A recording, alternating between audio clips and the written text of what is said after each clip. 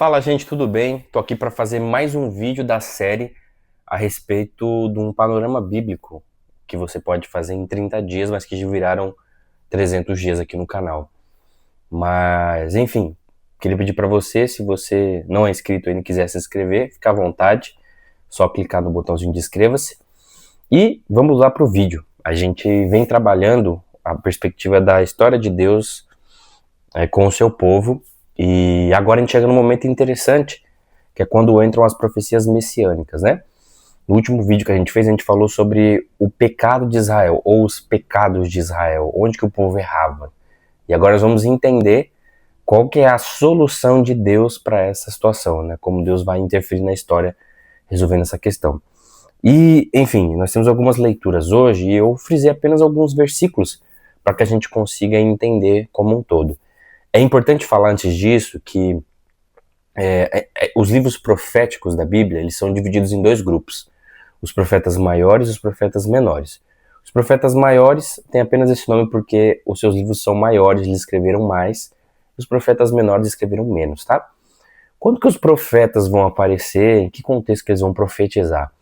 Bom, Samuel, que foi o profeta ou sacerdote, enfim, aí você entende como você achar melhor, o último juiz que ungiu Saul e Davi, ele inaugurou esse ciclo dos profetas, né? Foram muitos anos, centenas de anos.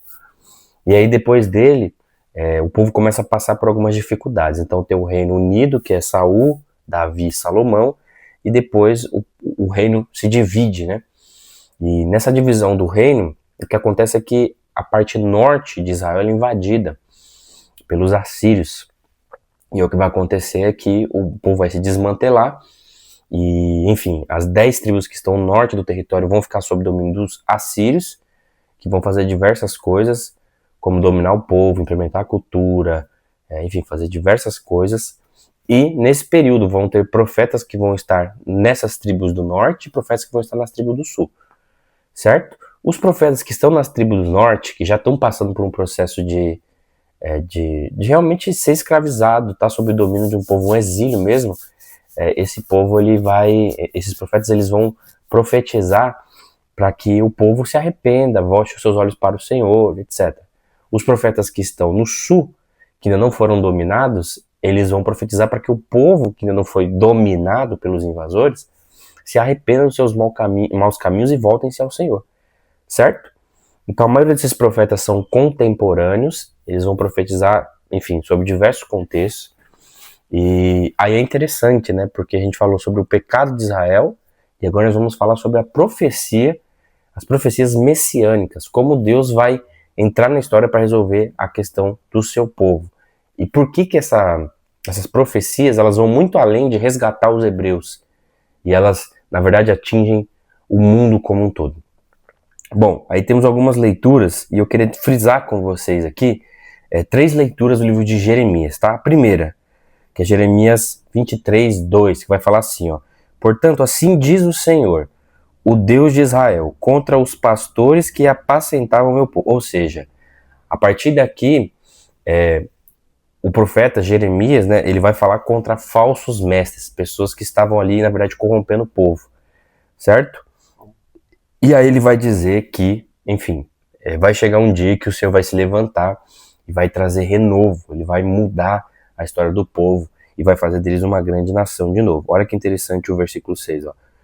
Nos seus dias Judá será salvo e Israel habitará seguro. Será este o seu nome, com que será chamado Senhor, justiça nossa. E é interessante que aqui, ó, ele vai usar, né? Judá será salvo e Israel habitará seguro. Mas não são 12 tribos, não é a mesma coisa? Então, nesse processo de reino dividido, de invasão, de exílio, etc., as tribos do norte, as 10 tribos do norte, vão ser conhecidas como Israel. E as 2 tribos do sul vão ser conhecidas como Judá, certo? Então, por isso essa separação.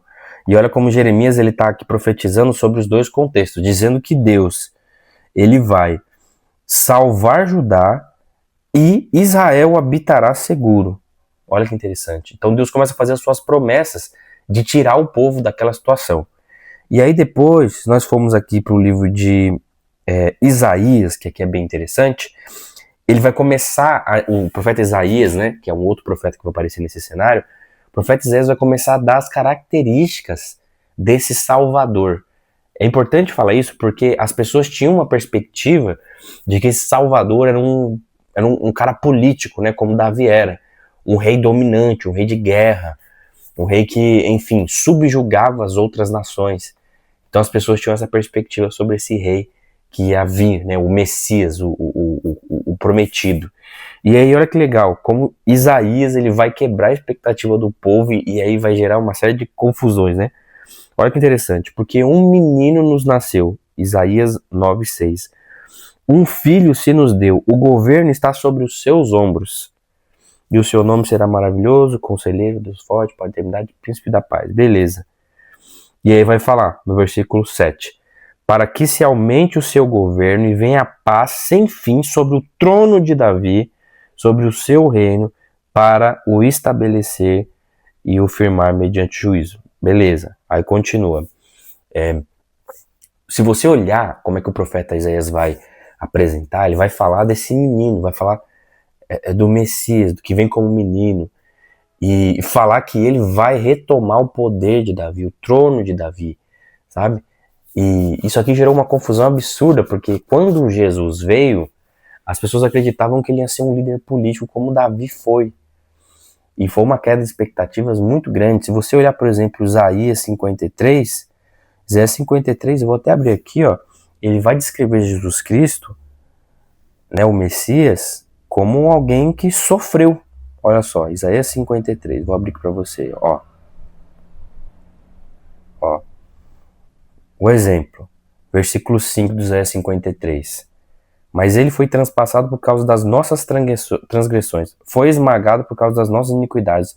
O castigo que nos traz a paz estava sobre ele, pelas suas feridas fomos curados. Contudo, foi da vontade do Senhor esmagá-lo e fazê-lo sofrer. E embora o Senhor tenha feito a vida dele uma oferta pela culpa, ele verá sua glória e prolongará os seus dias, e a vontade do Senhor prosperará na sua mão. Aí, pensa a doideira que estava para esse povo. Esperar um Messias, quando todos eles estavam numa situação de exílio, estavam numa situação de domínio de outros povos, e o profeta o profeta Jeremias veio com a perspectiva de que Deus vai libertar Judá, vai libertar Israel, e aí depois veio o profeta Isaías falando do menino, e vai falar que ele tem o governo sobre os ombros, que ele vai sofrer pelos pecados do povo, que ele vai ser esmagado. Percebe como era difícil esse tipo de associação? Eu vou chegar onde eu quero com isso aqui. Mas antes eu só queria falar para vocês aqui, ó, o que está depois no profeta Zacarias. Olha que interessante. Zacarias 9:9. Alegre-te muito, ó filha de Sião, exulta, ó filha de Jerusalém. Eis aí te vem o teu rei, justo e salvador, humilde, montado em jumento, num jumentinho, cria de jumenta. Olha que legal o 17 de Zacarias 9.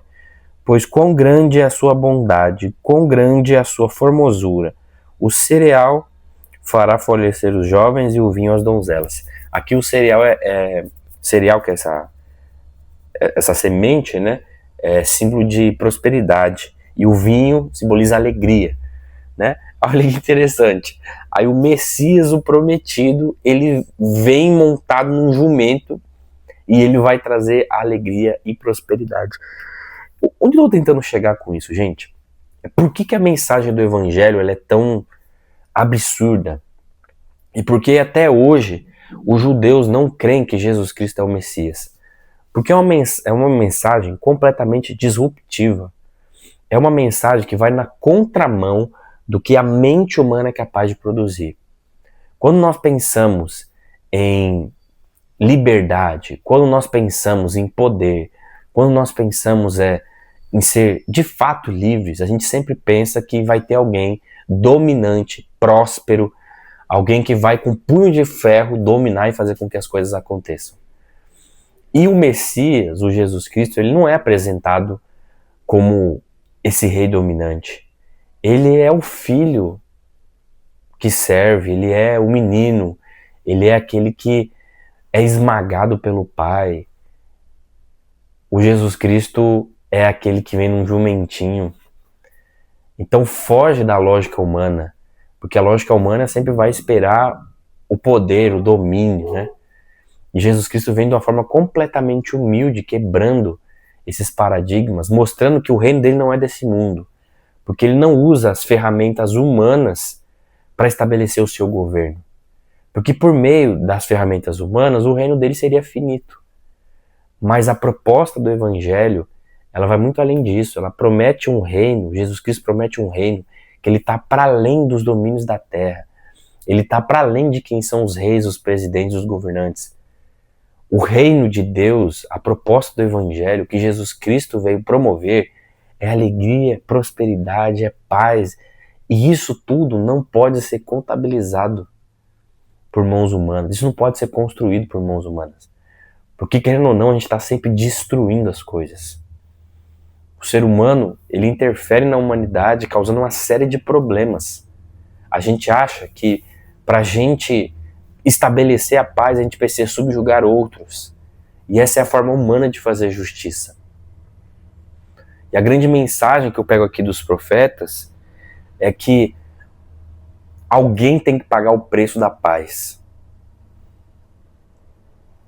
E nenhum ser humano comum é capaz de pagar o preço da paz. Por que ele não é capaz de pagar o preço da paz? Porque é uma paz momentânea. É uma paz que é finita. Porque os homens, eles nascem, vivem e morrem. E o seu legado é apagado junto com eles. Jesus Cristo foi o Deus que veio ao mundo, ele nasceu, ele viveu, ele morreu e ele ressuscitou. E essa é a grande mensagem do Evangelho. Então, é fora da concepção humana imaginar que o Deus morre pelos homens, sabe? O Deus morre para salvar, para pagar o preço da humanidade, para pagar o preço dos erros dos homens. Isso não cabe na lógica humana, porque as divindades, elas têm que ser recompensadas. Nós temos que trabalhar, nós temos que fazer com as nossas mãos algo que promova um benefício para as divindades, para que elas nos devolvam algum tipo de benefício. Quando Jesus Cristo, ele não veio para fazer isso. Ele veio com outra proposta. Ele veio de forma humilde, ele veio como um menino. Ele tinha sobre si o governo do mundo, sobre os seus ombros. Ele foi transpassado pelos nossos pecados, pelas suas pisaduras, pelas suas feridas.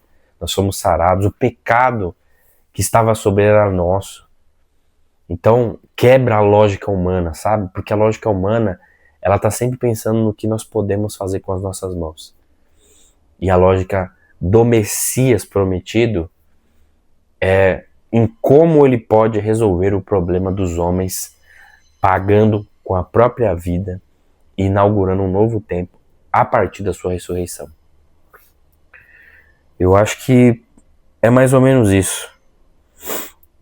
Isaías 9:7 diz assim, para que se aumente o seu governo e venha a paz sem fim sobre o trono de Davi e sobre o teu reino, para o estabelecer e o firmar mediante o juízo e a justiça, desde agora e para sempre. O zelo do Senhor dos Exércitos fará isso. Ou seja, é uma paz que ela é eterna, que ela não é momentânea. Para que a paz seja eterna, o preço pago pela paz precisa ser eterno.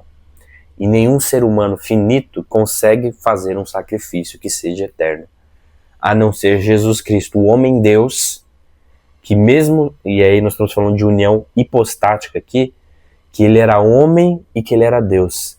Então tudo que ele faz no corpo humano, por ele também ser Deus, tem uma implicação eterna. Então, quando Jesus Cristo não peca no corpo humano, ele não peca eternamente. Quando Jesus Cristo, ele morre pelos pecados da humanidade no corpo humano, ele morre eternamente. Quando ele ressuscita no corpo humano glorificado, ele ressuscita eternamente. Ou seja, é uma missão que só Jesus Cristo poderia fazer, porque tudo o que ele faz tem um impacto eterno. Por isso Jesus Cristo não é um bom homem, né? E aí eu posso citar C.S. Lewis aqui, O C.S. Lewis vai dizer que Jesus Cristo nunca deu a opção de ser um cara legal, né? Às vezes o pessoal faz aquelas entrevistas na rua, o que você acha de Jesus? Eu acho um cara super legal, um líder que tem ótimas ideias, tá? Jesus Cristo nunca deu essa opção. Ou ele é Deus, ou ele é o Messias prometido, ou ele é um tipo de maluco. Ele veio para salvar o mundo. Então, tudo que ele faz tem um impacto eterno. A sua obra é perfeita e é completa. Tudo que podia ser feito para salvar a humanidade, Jesus Cristo fez. E a partir dele, só nos resta, como posso dizer, viver o reino que ele inaugurou. Viver essa nova realidade que ele inaugurou. Então, muitas pessoas pensam no que vai acontecer lá na frente, né? É muito comum entre os cristãos protestantes ficar pensando em céu. Porque eu quero ir para o céu, estou buscando minha salvação para ir para o céu. Quando na verdade, o que tem de diz respeito à salvação já foi feito e agora nos resta desfrutar. Seja no céu, seja aqui. Talvez a nossa missão seja trazer o céu para a terra. Porque o que podia ser feito para salvar a humanidade, Jesus Cristo já fez. Então, esse povo que passou por exílio, que passou por dominação, invasão de outros povos, que foi açoitado, que viu as suas casas serem destruídas, que viu a sua cultura ser destruída, que viu os seus grandes pensadores serem levados cativos para outros lugares, seja no exílio assírio, seja no exílio babilônico.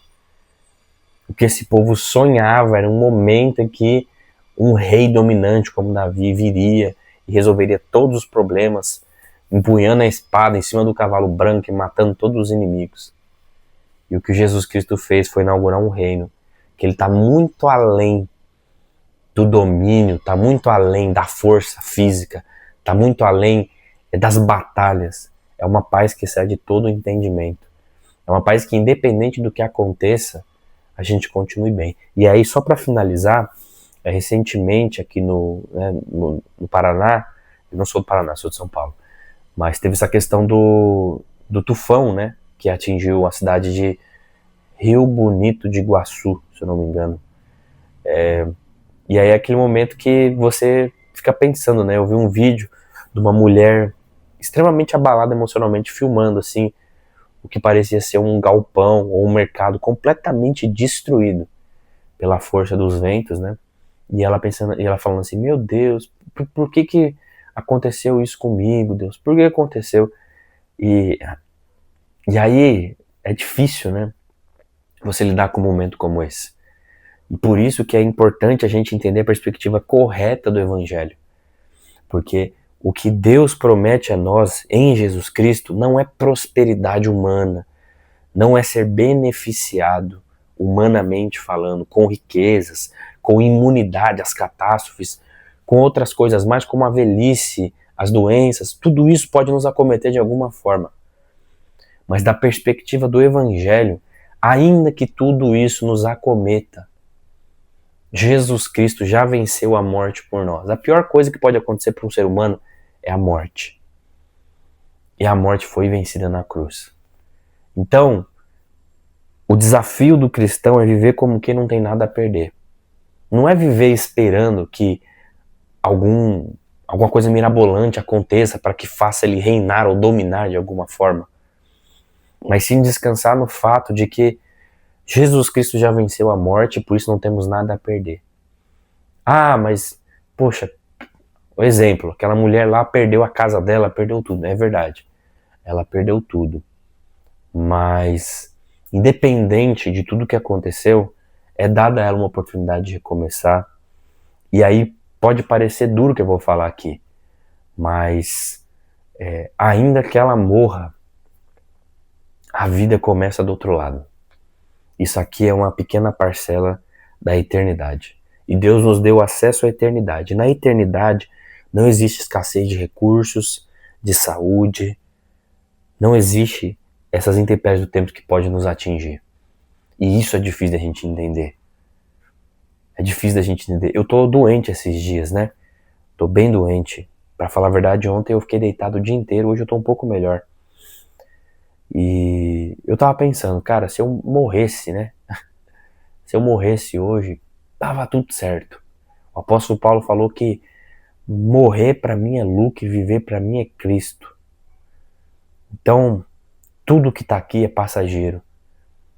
Mas tudo que tá do outro lado, tudo que começa na cruz, tudo que começa no sangue de Cristo, que nos dá acesso à eternidade, é completamente transformador.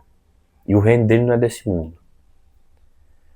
E o exemplo clássico disso é, ele não veio em cima de um cavalo branco, ele não veio com a espada na mão, ele não veio de armadura, com uma estética humana espera um salvador. Ele veio de forma humilde, em cima do jumentinho, pagou os nossos pecados, foi esmurrado a ponto do seu rosto ficar desfigurado e não poder ser reconhecido. Então, a perspectiva é completamente de salvação. É isso. Próximo vídeo a gente vai entrar já nos evangelhos e nós vamos mostrar esse Cristo encarnado. Beleza? Espero que tenha feito sentido para você. Qualquer coisa deixa um comentário aqui. A gente vai se falando. Um grande abraço, beijão e tchau, tchau.